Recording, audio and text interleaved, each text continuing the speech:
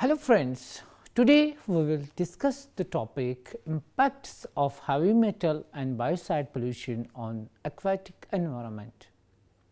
The main objectives of today's lecture are to define the terms like biocides and heavy metals, classification of biocides and heavy metals, to get insights of the main causes of heavy metal pollutions, toxic effects and mechanisms of metals and biocides on aquatic organisms, toxicity of some important biocides and heavy metals, and to understand water quality criteria assessment. Dear students, water, as we know, is one of the most valuable natural resources. The quality of water is of vital concern for the mankind, since it is directly linked with human welfare.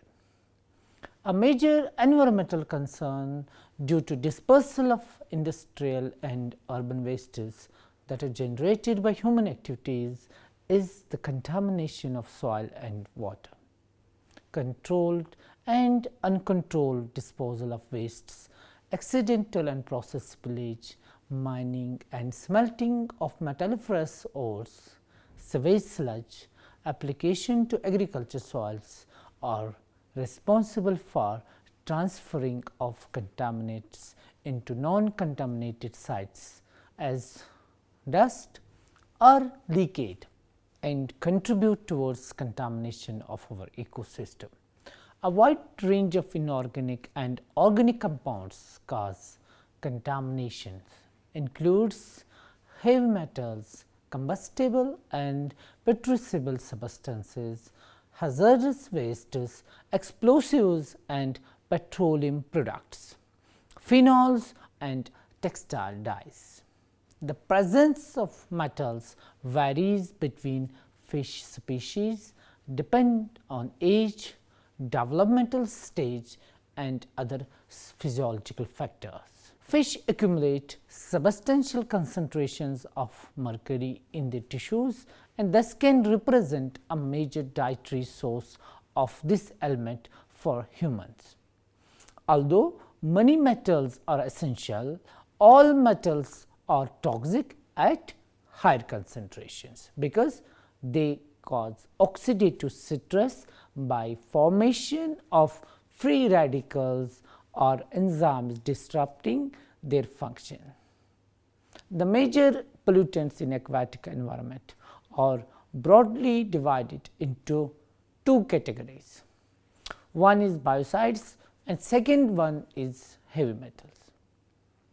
Dear students, biocide is defined in the European legislation as a chemical substance or microorganism intended to destroy, deter, render harmless or exert a controlling effect on any harmful organism.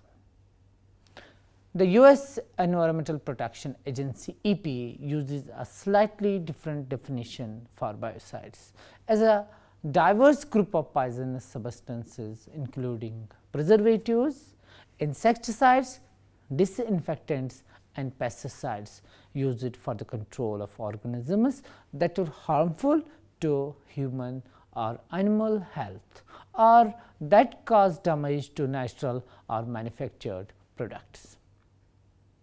When compared, the two definitions roughly imply the same, although the US Environmental Protection Agency definition includes plant protection products and some veterinary medicines also.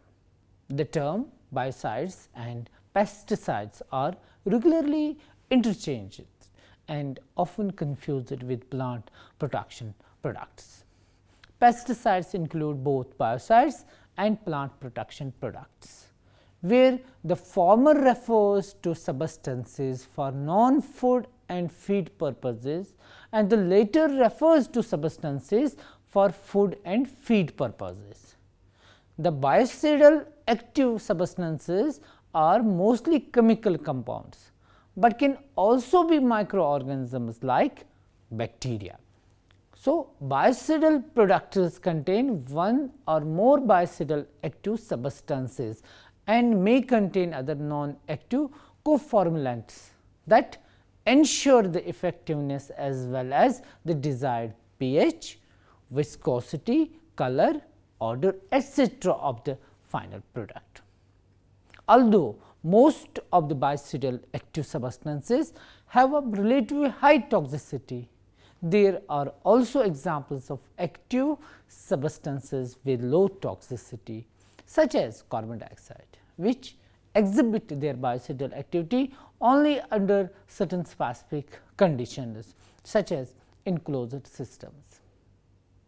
In such cases, the biocidal product is the combination of the active substance and the device that ensures the intended biocidal activity, that is the suffocation of rodents by carbon dioxide in a closed system trap.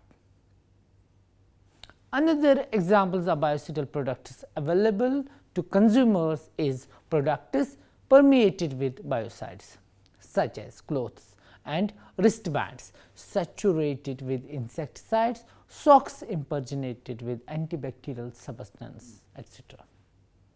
So, biocides are commonly used in medicine, agriculture, forestry and industry. Biocidal substances and products are also employed as antifouling agents or disinfectants under other circumstances. Chlorine, for example, is used as a short-lived biocide in industrial water treatment, but as a disinfectant in swimming pools also. So, many biocides are synthetic, but there are naturally occurring biocides classified as natural biocides derived from either the bacteria or plants. Dear students, a biocide can be a pesticide that includes fungicides, herbicides, insecticides, algicides, molluscicides, milticides, rodenticides and silmicides. An antimicrobial that includes germicides, antibiotics, antibacterials, antivirals, or antifungals, antiprotozoal and antiparasites. Now, dear students, we will be talking about the classification of biocides.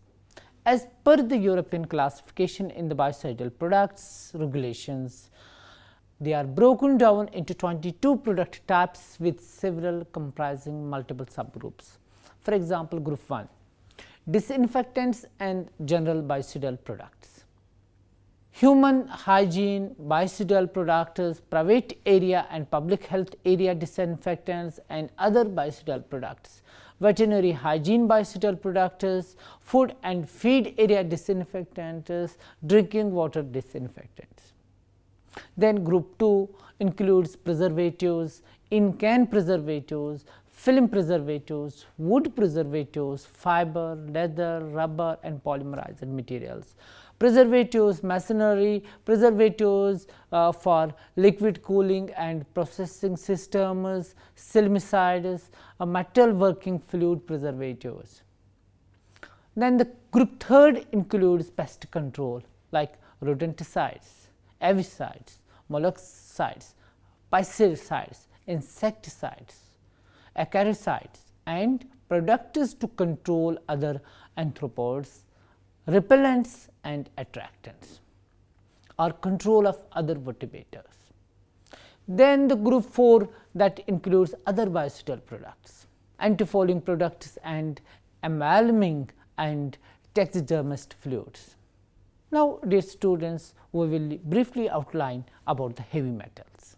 Heavy metals have variously been used to denote metals with atomic number 23, that is vanadium onwards, except rubidium, yttrium, cesium, barium and francium second, or second metals with a density greater than 5, and third metals which are toxic to man and other life forms when found in the environment.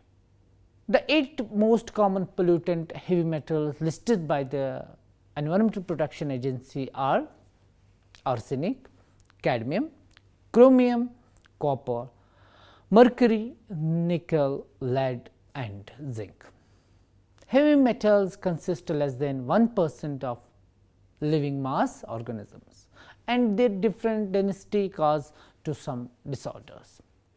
Surface waters and also acidic rains can transfer these metals to oceans by washing polluted environment. Heavy metals naturally exist in very little amount in watery places. Aquatic organisms absorb the pollutants directly from the water and indirectly from food chains. Some of the toxic effects of heavy metals on fish and aquatic invertebrates are reduction of the developmental growth, increase of developmental anomalies, reduction of fish's survival, especially at the beginning of exogenous feeding, or even cause extinction of entire fishes population in polluted reservoirs. These consequences can affect on geological, hydrological and finally on biological cycles. Deciduous metals are constantly released in aquatic system from natural and anthropic sources such as industrial and domestic sewage discharges, mining, farming, electronic waste, anthropic accidents, navigation traffic as well as climate change events like floods. Moreover, metals are easily dissolved in water and are subsequently absorbed by aquatic organisms such as fish and invertebrates, inducing a wide range of biological effects, from being essential for living organisms to being lethal respectively. In spite of the fact that some metals are essential at low concentration for living organisms such as micronutrients like copper, zinc, iron, manganese, cobalt, molybdenum, chromium and selenium. And second, macronutrients like calcium, magnesium, sodium, phosphorus and sulfur. At higher concentration, they could induce toxic effects disturbing organisms' growth, metabolism or reproduction, with consequences to the entire trophic chain including on humans. In addition, the non-essential metals such as lead, cadmium, nickel, arsenic and mercury enhance the overall toxic effect on the organisms even at very low concentrations. So, high levels of metals in the environment could be a hazard for functions of natural ecosystems and human health due to their toxic effects, long persistence, bioaccumulative properties and biomagnification in the food chain.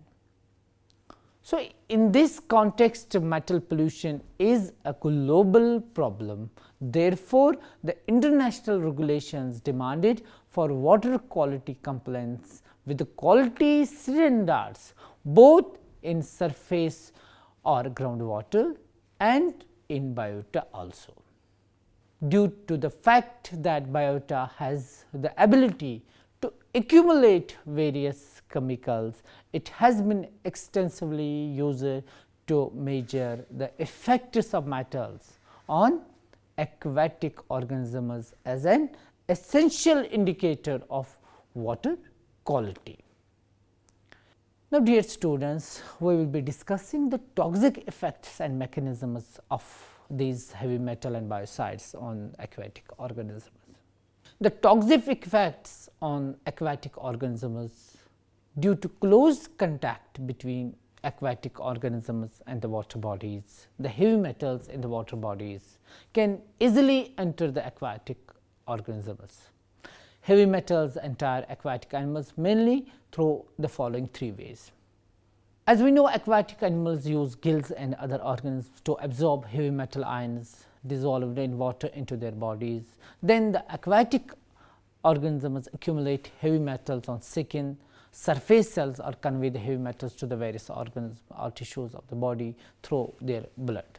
Or these aquatic animals absorb heavy metals into their bodies via their digestive tracts through food intake and so on. Or heavy metals are absorbed through the animal subcutaneous layers and then enter the bodies of the organisms through osmotic exchange between these heavy metals and the impacted body surfaces of the aquatic organisms. Dear students, we will be talking about the bioaccumulations of the heavy metals. Heavy metals can be enriched in organisms. Once these metals in the water environments enter aquatic animals, they are not easily metabolized, decomposed and excluded from the bodies of animals. Besides, these metals very easily accumulate in such organs as the liver and kidney of the animals. The main mechanism of heavy metal enrichment in the organisms is through the combination with the metal binding proteins in the mechanism bodies, such as metallothionein. The heavy metals are not easily excreted from the body. Similar to toxic effects may occur. The enrichment of different heavy metals by bivalves, as they vary high enrichment capacities for the heavy metals like copper and cadmium. In one study, it was found that the heavy metals like lead, cadmium and chromium were the most abundant in mollusks and shellfishes, while iron and zinc were the least abundant. Dear students, inhibition of fish growth is one of the most distinct symptoms of toxic action of metals on fish larvae. Therefore, fish body length and mass are indicators of environmental conditions. Or contaminated sediments can threaten creatures in the benthic environment, exposing worms, crustaceans and insects to hazardous concentration of toxic chemicals. Benthic organisms in a process called bioaccumulation take up some contaminants in the sediment. When large animals feed on these contaminated organisms, the toxins are taken into their bodies, moving up the food chain with increasing concentrations in a process known as biomagnification. Now, the early developmental toxicity of organisms. Heavy metals can be very toxic to organisms in the early stages of development. It has been found that during the embryonic and alevin stages of fish, heavy metal pollutants can easily injure them.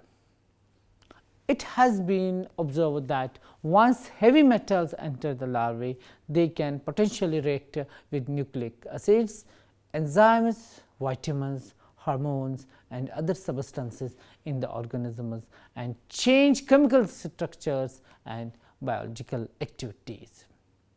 In addition, damage to the functions of such multiple systems as genetic development and endocrine and CNS system development may occur. These changes may even lead to the disease and death of the affected organisms. Now, we will be talking about bioimmunotoxicity. Heavy metals cause a certain degree of immunotoxicity to aquatic organisms by interfering with the normal functions of the aquatic organisms, immune organ and immune system.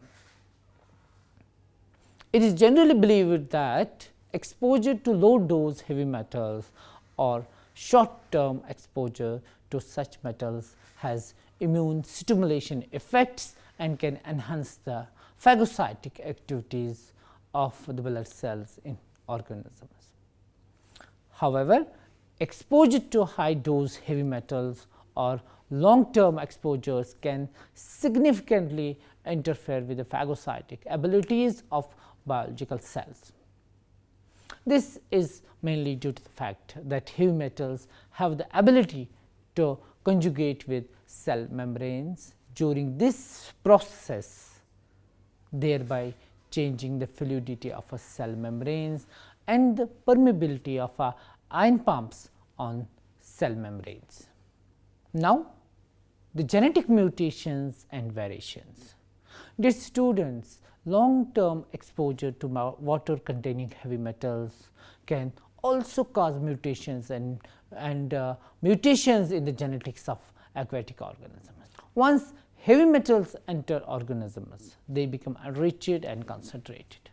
When the dosage of concentration of heavy metals exceeded a certain level, or after a long term exposure to heavy metals, damage will result in the tissues and organisms of the exposed organisms. In addition, large number of reactive oxygen species ROS and electrophilic metabolites which will be induced, which will then combine with the DNA molecules until the cells of organisms suffer oxidation attacks in their external rings.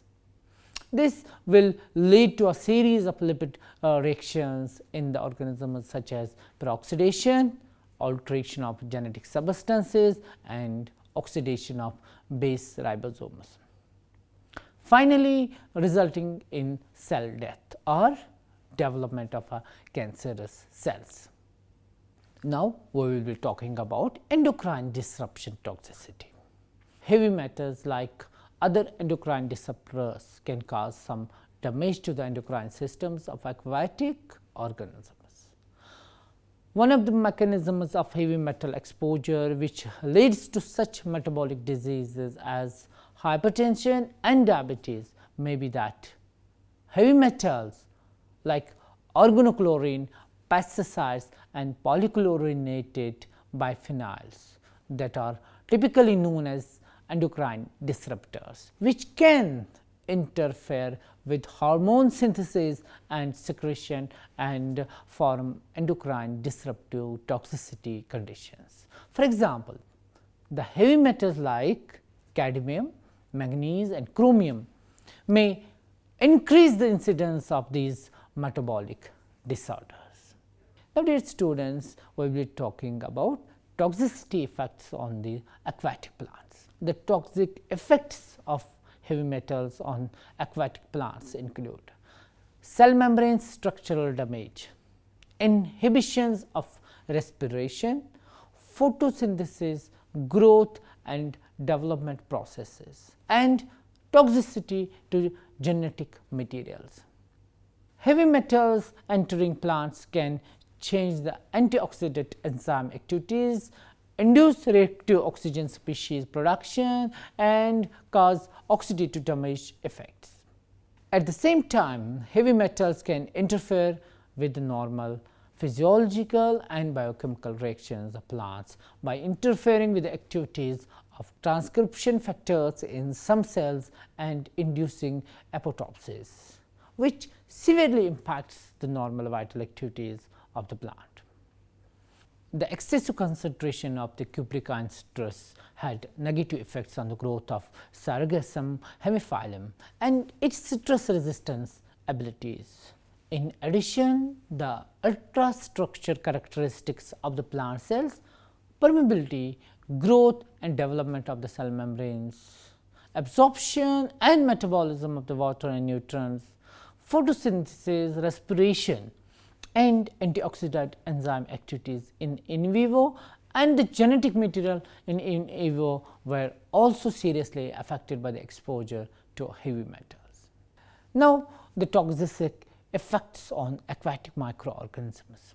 Bacteria and fungi are common microbes in the aquatic ecosystems. They are both considered to be decomposers and micro consumers of the organisms.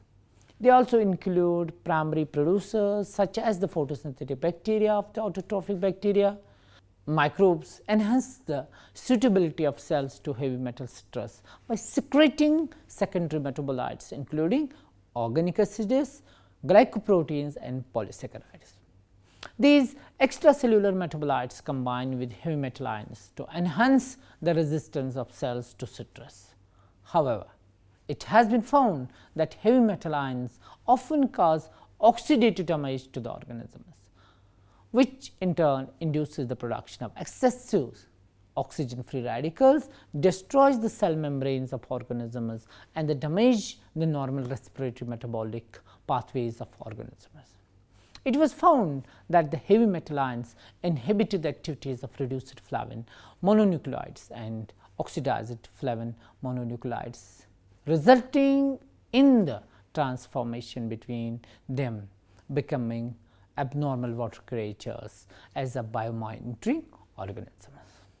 Dear students, during the past few decades, many species have been studied to determine their potential as a biomonitoring organism, and mollusca have become a popular choice for heavy metal monitoring. Mollusca have a depuration mechanism to reduce heavy metal toxicity in their body. This mechanism might diminish the effectiveness of the molluscs as a biomonitoring organisms, as a concentration of heavy metal in the mollusk may not accurately reflect the concentration in the environment. Therefore, there is a need to evaluate the effects of a heavy metal accumulation and depuration in the biomonitoring organisms. Studies have shown that Meretrix is able to accumulate copper, zinc and lead in the natural environment, and this species may be used as a biomonitoring organism. Dear students, now we will be talking about water quality criteria of heavy metals for aquatic organisms. The aim of water quality criteria for aquatic organisms is to protect aquatic organisms from not have a long term or a short term adverse or harmful effects that are exposed to maximum allowable concentration of pollutants in water environments. At the present time, the two most representative international water quality criteria systems are those of the United States and the European Union. In the United States, the current water quality criteria guidance system has adopted a toxicity percentage ranking method as it considered to be a dual value criteria system. The criteria values obtained using this type of method include the criteria maximum concentration CMC and the criteria continuous concentration, that is CCC.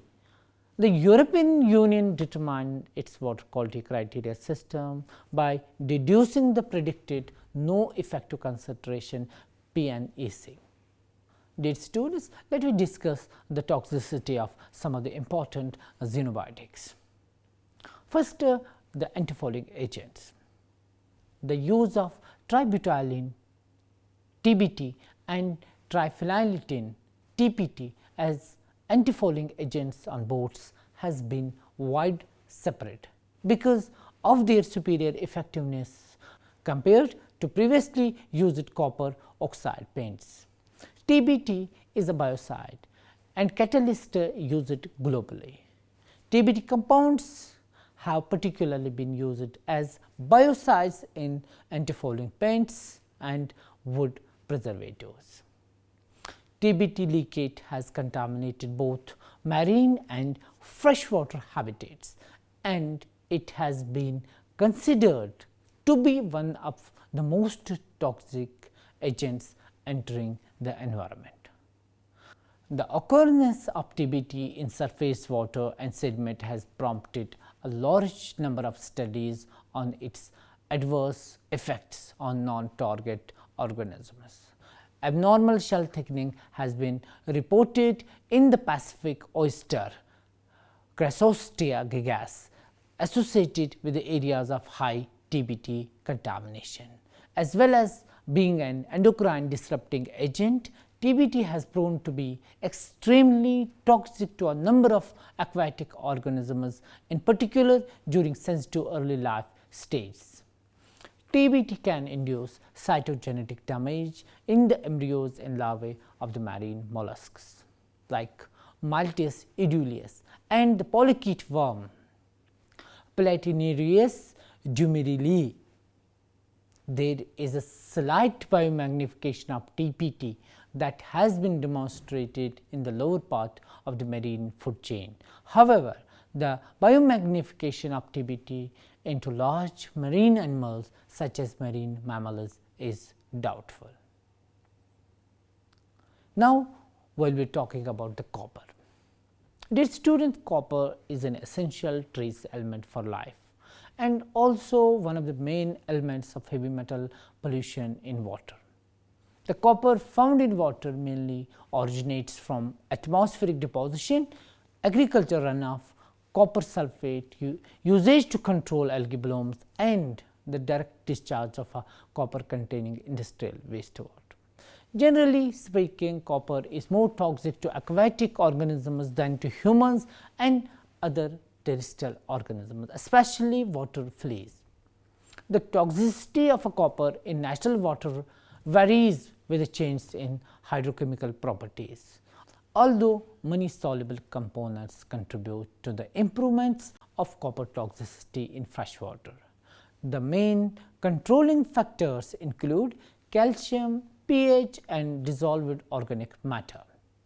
These substances affect the gills of the competing cations and are related to copper toxicity through a series of geochemical processes that form various complexes in all directions.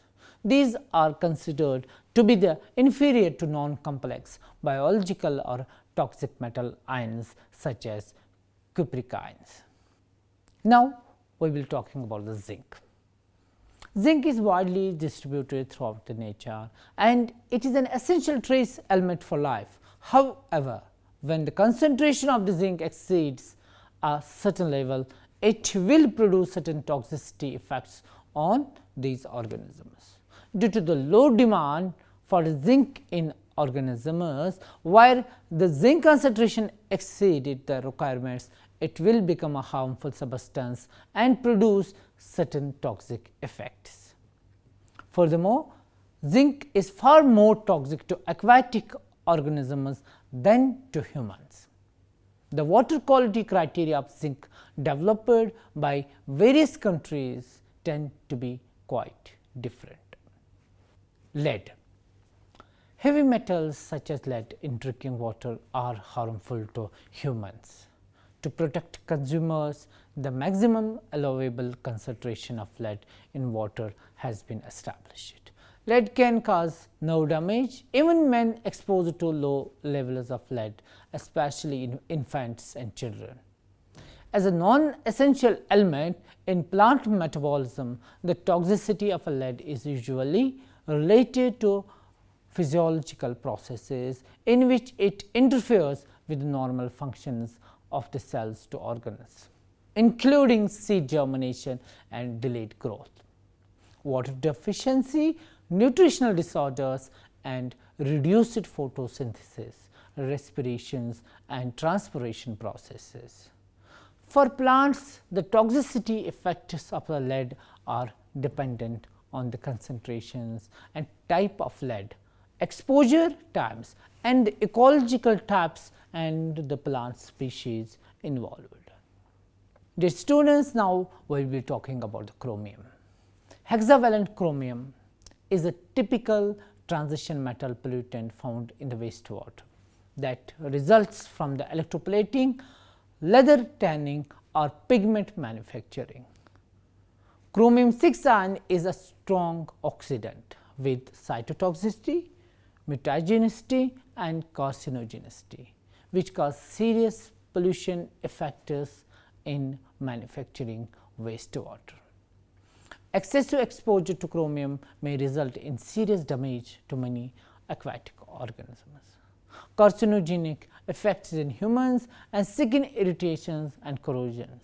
The two valence stages of the chromium, that is chromium 3 and chromium 6, are stable in the environment and known to have a different properties. However, chromium 6 ion is a powerful oxidant known to have a strong carcinogenic, tetrogenic and mutagenic effects. It is considered to be highly harmful to the organisms. Furthermore, the intermediates of chromium, that is chromium 5 and chromium 4, produced by cellular reduction processes, can bind with DNA and result in mutagenic effects also. These combined effects will threaten the growth and development and population structure of different fish species. Now, the uranium. Uranium is a chemical element with symbol U and atomic number 92. It is a silvery gray metal in the actinide series of the periodic table. A uranium atom has 92 atoms and 92 electrons, of which 6 are valence electrons. Uranium radioactively decays by emitting an alpha particle.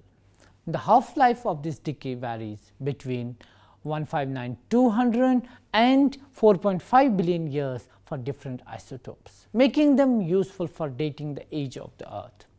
The most common isotopes in natural uranium are uranium-238, which has 146 neutrons and accounts for over 99% of the uranium on Earth. And another one is uranium-235, which has 143 neutrons.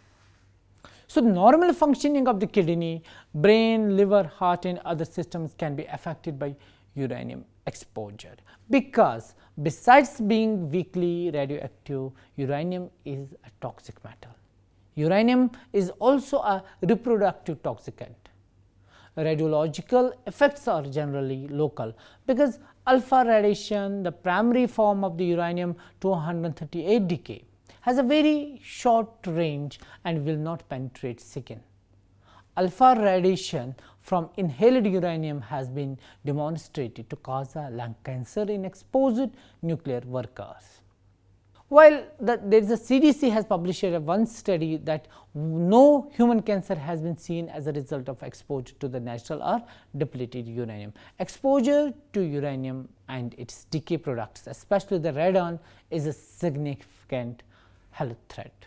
Exposure to strontium-90, iodine-131 and other fission products is unrelated to uranium exposure, but may result from medical procedures or exposure to spent reactor fuel or fallout from the nuclear weapons. Although accidental inhalation exposure to a high concentration of the uranium hexafluoride has resulted in human fatalities, those deaths were associated with the generation of highly toxic hydrofluoric acid and uranyl fluoride rather than with uranium itself.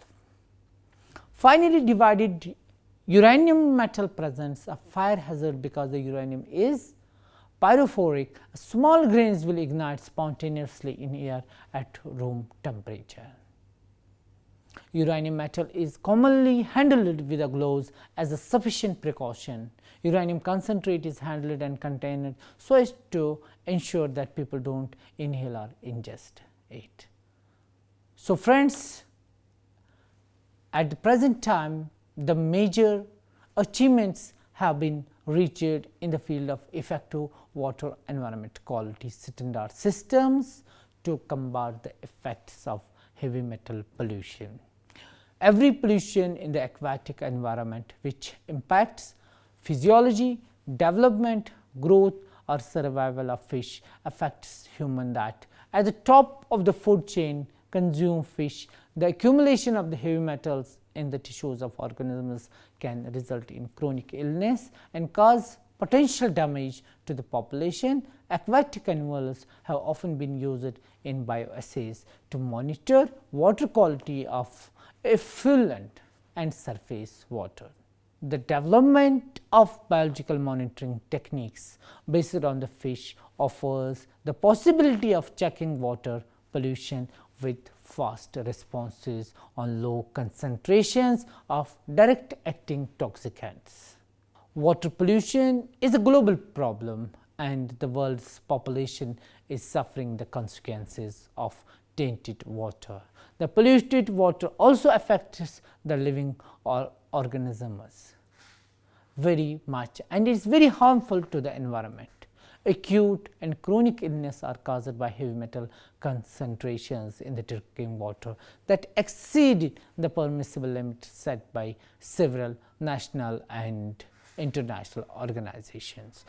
These can range from non-fatal such as muscle and physical weakness to fatal such as brain, nervous system and even cancer. Water quality testing is necessary for the protection of human health and the environment. With this, we conclude today's lecture. Hope you have understood well. Thank you.